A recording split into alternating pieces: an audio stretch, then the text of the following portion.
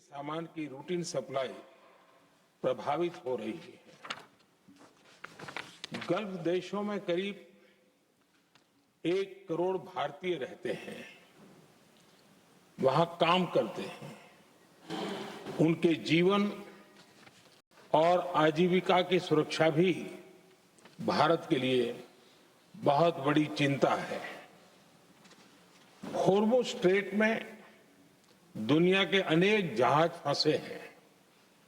उनमें बहुत बड़ी संख्या में भारतीय क्रू मेंबर्स हैं। ये भी भारत के लिए एक बड़ी चिंता का विषय है।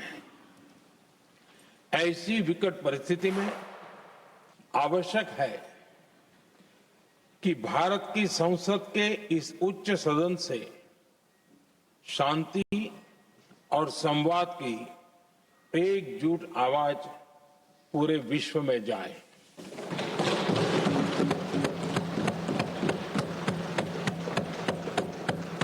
सभापति जी, युद्ध की शुरुआत के बाद से मैंने पश्चिम एशिया के ज्यादातर देशों के राष्ट्राध्यक्षों के साथ 2 राउंड फोन पर बात की है। हम गल्फ के सभी देशों के साथ लगातार संपर्क में हैं। हम ईरान, इजराइल और अमेरिका के साथ भी संपर्क में हैं। हमारा लक्ष्य डायलॉग और डिप्लोमेसी के माध्यम से क्षेत्र में शांति की बहाली का है। हमने डी एस्केलेशन और हॉर्मुज स्ट्रेट खोले जाने पर भी उनसे बात की है।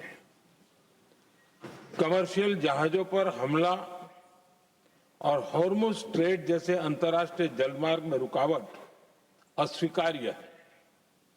भारत ने नागरिकों पर, सिविल इंफ्रास्ट्रक्चर पर, एनर्जी और ट्रांसपोर्ट से जुड़े इंफ्रास्ट्रक्चर पर हमलों का विरोध किया है। भारत डिप्लोमेसी के जरिए युद्ध के इस माहौल में भी भारतीय जहाजों के सुरक्षित आवागमन के लिए सतत प्रयास कर रहा है। भारत ने इस समस्या के समाधान के लिए संवाद का ही रास्ता सुझाया है। इस युद्ध में किसी के भी जीवन पर संकट मानवता के हित में नहीं है। इसलिए भारत का सतत प्रयास सभी पक्षों को जल्द से जल्द शांतिपूर्ण समाधान के लिए प्रोत्साहित करने का है। सभापति जी, संकट की स्थिति में देश विदेश में भारतीयों की सुरक्षा हमारी बहुत बड़ी प्राथमिकता है। युद्ध शुरू होने के बाद से लेकर अब तक 3,75,000 से अधिक भारतीय सुरक्षित भारत लौट चुके हैं।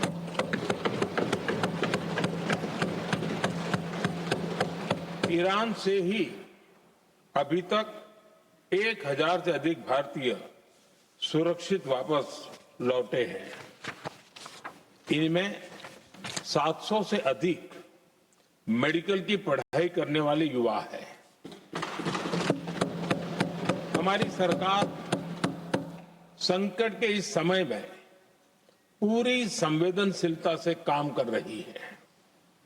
सभी देशों ने वहां मौजूद भारतीयों की सुरक्षा का पूरा आश्वासन दिया है। हालांकि ये बहुत दुखद है कि हमलों के कारण कुछ भारतीयों की मृत्यु हुई है और कुछ घायल भी हुए हैं। ऐसे मुश्किल हालात में परिवारजनों को आवश्यक मदद दी जा रही है। जो घायल हैं, उनका बेहतर इलाज सुनिश्चित कराया जा रहा है। सभापति जी, होर्मुज स्ट्रेट विश्व व्यापार के सबसे बड़े रूट्स में से एक है। विशेष तौर पर कच्चे तेल, गैस और फर्टिलाइजर से जुड़ा परिवहन इस क्षेत्र से बहुत बड़ी मात्रा में होता है। युद्ध के बाद से ही हॉर्मुज स्ट्रेट में जहाजों का आना जाना बहुत चुनौतीपूर्ण हो गया है, लेकिन विपरीत परिस्थितियों के बावजूद हमारी सरकार ने संवाद से, कूटनीति के माध्यम से रास्ते बनाने का प्रयास किया है। प्रयास ये है कि जहां से भी संभव हो वहां से तेल और गैस की सप्लाई भारत पहुंचे। ऐसी हर कोशिश के नतीजे भी देश देख रहा है। बीते कुछ दिनों में दुनिया के अनेक देशों से कच्चा तेल और एलपीजी से भरे जहाज भारत आए हैं।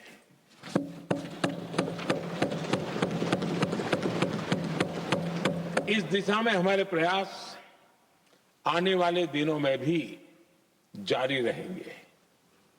सभापति जी, भारत का प्रयास है कि तेल हो, गैस हो, फर्टिलाइजर हो, ऐसे हर जरूरी सामान से जुड़े जहाज भारत तक सुरक्षित पहुंचे। लेकिन इस युद्ध से बनी वैश्विक परिस्थितियां अगर लंबे समय तक बनी रहती है तो गंभीर दुष्परिणाम तय है। इसलिए भारत ने अपनी रेजिलियंस बढ़ाने के लिए जो भी प्रयास बीते वर्षों में किए हैं उनको और गति दे रहा है। सभापति जी, कोई भी संकट हो वो हमारे हौसलों और हमारे प्रयास दोनों की परीक्षा लेता है। देश ऐसे संकटों का बेहतर तरीके से सामना कर सके, इसके लिए बीते 11 वर्षों में निरंतर निर्णय लिए गए हैं। एनर्जी इंपोर्ट का डाइवर्सिफिकेशन ऐसे ही प्रयासों का हिस्सा है। पहले क्रूड ऑयल, एलएनजी, एलपीजी ऐसी एनर्जी जरूरतों के लिए 27 देशों से इंपोर्ट किया जाता था। वहीं आज भारत 41 देशों से एनर्जी इंपोर्ट करता है। बीते दशक में भारत ने संकट के ऐसे ही समय के लिए कच्चे तेल के भंडारण को भी प्राथमिकता दी है। हमारी तेल कंपनियां संकट के समय के लिए काफी मात्रा में पेट्रोल और डीजल का भंडार रखती हैं। बीते 11 वर्षों में 53 लाख मीट्रिक टन से अधिक का स्ट्रेटेजिक पेट्रोलियम रिजर्व भी डेवलप किया गया है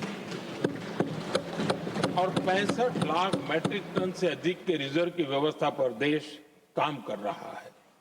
साथ ही बीते दशक में भारत की रिफाइनिंग कैपेसिटी भी अच्छी खासी बढ़ाई गई है।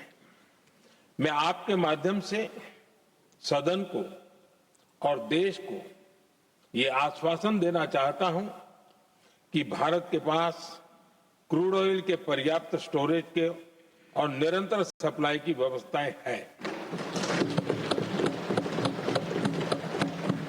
सभापति जी, हमारी सरकार की कोशिश है कि ईंधन के किसी एक ही स्रोत पर ज्यादा निर्भरता न रहे। सरकार घरेलू गैस सप्लाई में एलपीजी के अलावा पीएनजी पर भी बल दे रही है। बीते दशक में देश में पीएनजी कनेक्शन पर अभूतपूर्व काम हुआ है। बीते दिनों में इस काम को और तेज किया गया है। साथ ही एलपीजी के घरेलू उत्पादन को भी बड़े पैमाने पर बढ़ाने का प्रयास किया जा रहा है।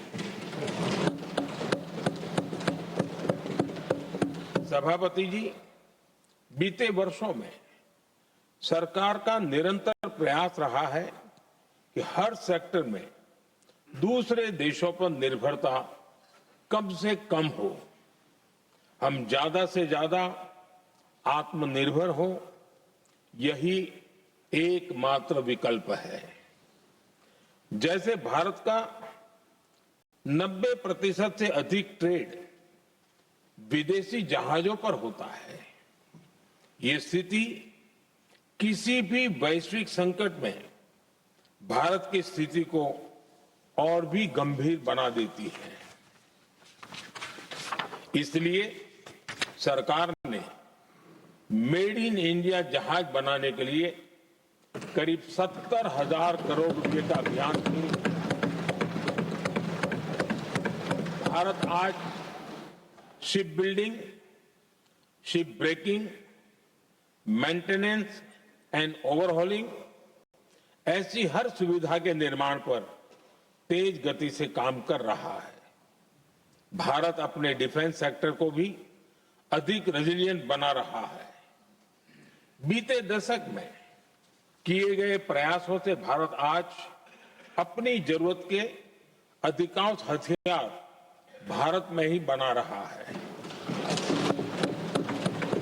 एक समय था जब भारत अपने जीवन रक्षक दवाओं के कच्चे माल यानी एपीआई के लिए भी दूसरे देशों पर बहुत अधिक निर्भर था।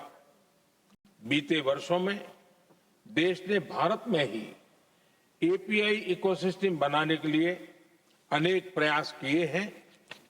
इसी प्रकार रेयर अर्थ मिनरल्स में विदेशी निर्भरता को कम करने के लिए भी बड़े कदम उठाए जा रहे हैं।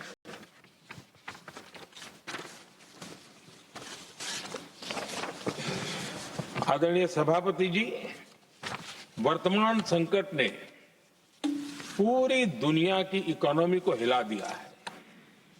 अभी तक पश्चिम एशिया में जो नुकसान हुआ है उससे रिकवर होने में भी दुनिया को बहुत समय लगेगा। भारत पर इसका कम से कम दुष्प्रभाव हो, इसके लिए निरंतर प्रयास किए जा रहे हैं। हमारी इकोनॉमी के फंडामेंटल्स मजबूत हैं और सरकार पल पल बदलते हालात पर नजर रखे हुए है।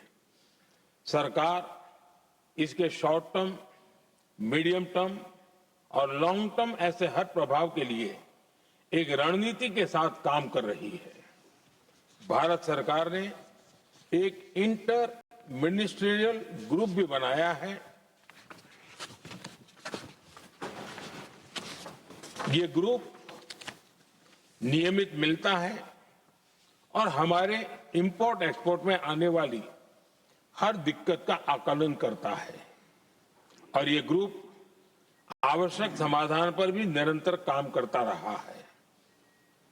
जैसे कोरोना के समय में अलग अलग सेक्टर्स की चुनौतियों से निपटने के लिए एक्सपर्ट्स और ऑफिसर्स के एम्पावर्ड ग्रुप्स बने थे, वैसे ही कल ही ऐसे 7 नए एम्पावर्ड ग्रुप्स का भी गठन किया गया है। ये group supply chain, petrol diesel, fertiliser, gas, महंगाई ऐसे विषयों पर त्वरित और दूरगामी रणनीति के तहत कार्रवाई करने का काम करेंगे। मुझे पूरा भरोसा है कि साझा प्रयासों से हम परिस्थितियों का बेहतर सामना कर पाएंगे। आदरणीय सभापति जी, सरकार ये भी प्रयास कर रही है कि आने वाले बुआई के सीजन में किसानों को पर्याप्त खाद मिलती रहे। सरकार ने खाद की पर्याप्त सप्लाई के लिए आवश्यक तैयारियां की हैं। सरकार का निरंतर प्रयास है कि किसानों पर किसी भी संकट का बोझ न पड़े। मैं देश के किसानों को फिर आश्वस्त करूंगा कि सरकार हर चुनौती के समाधान के लिए उनके साथ खड़ी है।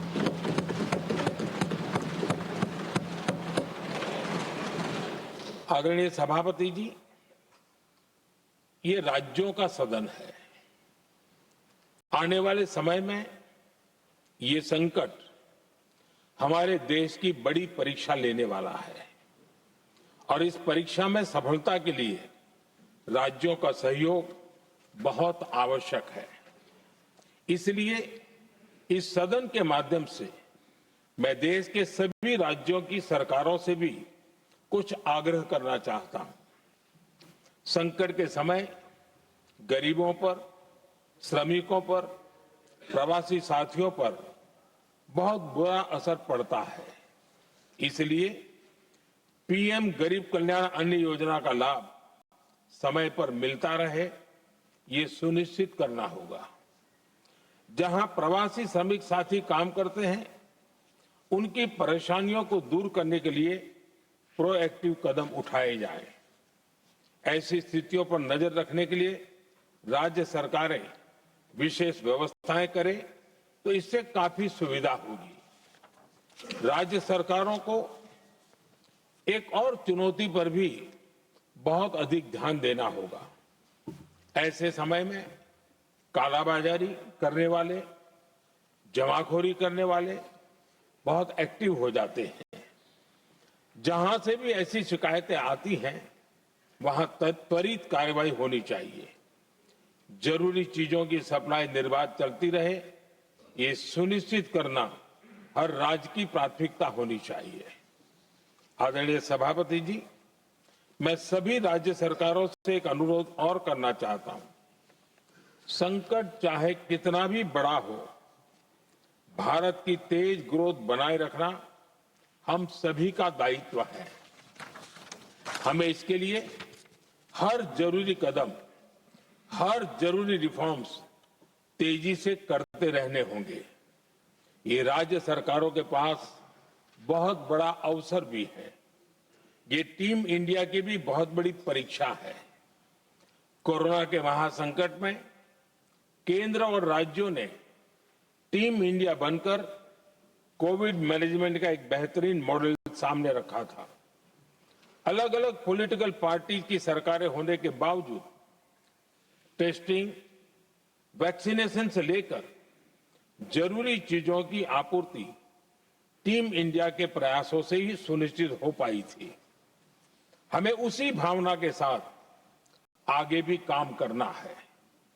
सभी राज्य सरकारों और केंद्र सरकार के प्रयासों से देश इस गंभीर वैश्विक संकट का प्रभावी रूप से सामना कर पाएगा। आदरणीय सभापति जी, ये संकट अलग प्रकार का है और इसके समाधान भी अलग प्रकार से ही तय किए जा रहे हैं। हमें धीरज के साथ, संयम के साथ, शांत मन से हर चुनौती का मुकाबला करना है। आदरणीय सभापति जी, जैसा कि हम देख रहे हैं कि इस युद्ध को लेकर पल पल में हालात बदल रहे हैं, इसलिए मैं देशवासियों से भी कहूंगा कि हमें हर चुनौती के लिए तैयार रहना ही होगा। इस युद्ध के दुष्प्रभाव लंबे समय तक रहने की प्रबल आशंका है, लेकिन मैं देशवासियों को भरोसा देता हूं, सरकार सतर्क है, तत्पर है और पूरी गंभीरता से रणनीति बना रही है, हर निर्णय ले रही है। देश की जनता का हित हमारे लिए सर्वोपरि है। यही हमारी पहचान है, यही हमारी ताकत है। इसी भावना के साथ मैं अपना वक्तव्य समाप्त करता हूं। बहुत बहुत धन्यवाद।